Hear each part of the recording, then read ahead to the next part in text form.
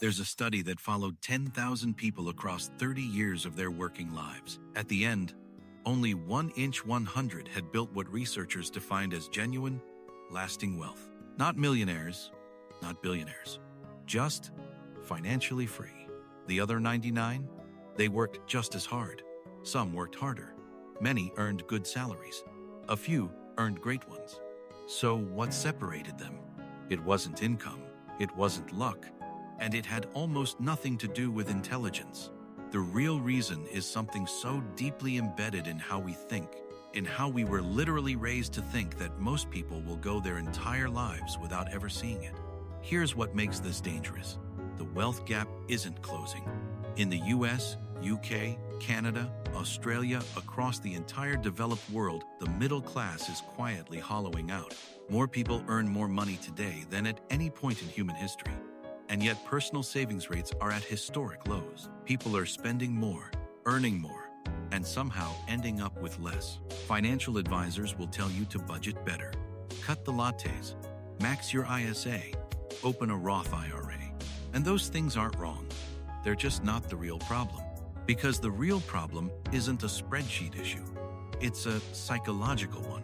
And by the end of this, you'll understand exactly why the system you grew up in was never designed to make you wealthy, and the one shift that changes everything. But first, you need to understand the trap. And it starts with something called the lifestyle treadmill. Part 1. The treadmill nobody notices they're on.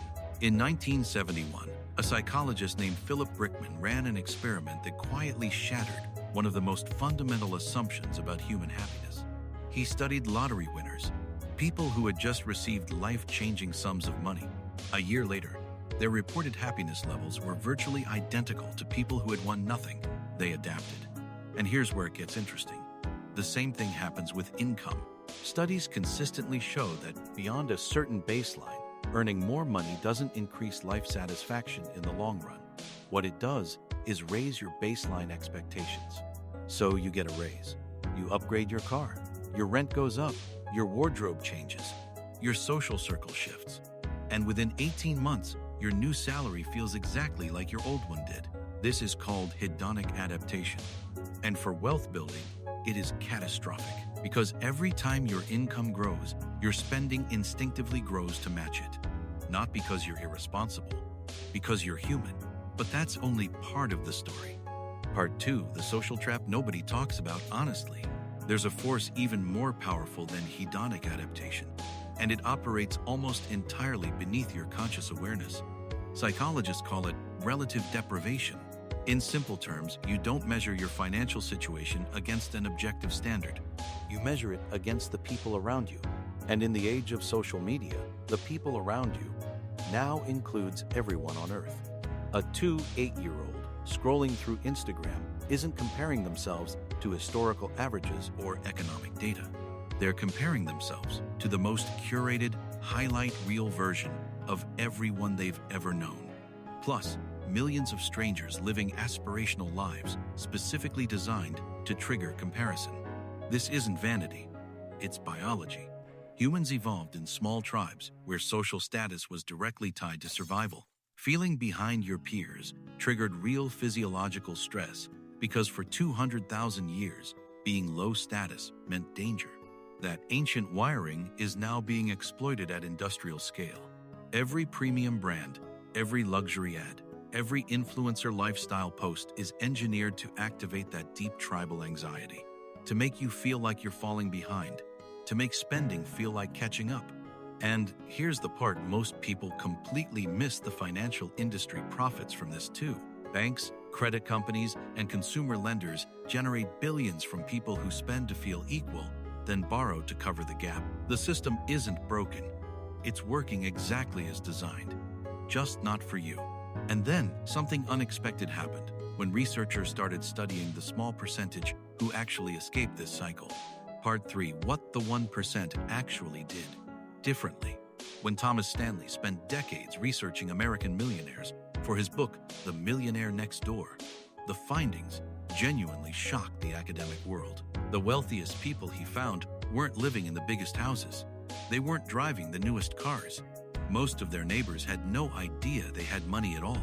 They had one thing in common that almost no financial advice ever focuses on. They had completely decoupled their identity from their spending. That distinction is everything. For most people, what you own is a signal of who you are. Your car tells people how successful you are. Your clothes, your holidays, your home, they all communicate status. And because status feels like survival, protecting that image feels urgent, non-negotiable. But the people building real wealth made a quiet, almost radical decision. They chose to let their net worth be invisible. They drove ordinary cars while their portfolios compounded. They lived in modest homes while their index funds silently grew. They resisted the social pressure to perform wealth, and instead, they built it. This small detail changes everything, because it means the barrier to wealth was never mathematical. It was always psychological. But the real reason this is so hard to replicate goes even deeper, and it has to do with something that happens to all of us before we're old enough to question it. Part 4. The programming you never chose. By the time you were 12 years old, your entire relationship with money was already formed. Not from classes, not from books, from watching. If you grew up watching the adults around you spend when stressed, you learned that money is for relief. If you grew up watching money cause tension, arguments, anxiety, you learned that money is dangerous, something to be spent quickly before it disappears, or avoided entirely because it brings pain. Psychologists call these money scripts, and research by financial therapist Dr. Brad Klontz shows that most people are completely unaware of the scripts running silently in the background of every financial decision they make. Someone raised in scarcity may hoard compulsively and still feel broke no matter the balance. Someone raised watching parents spend for social approval will do the same, unconsciously, for decades.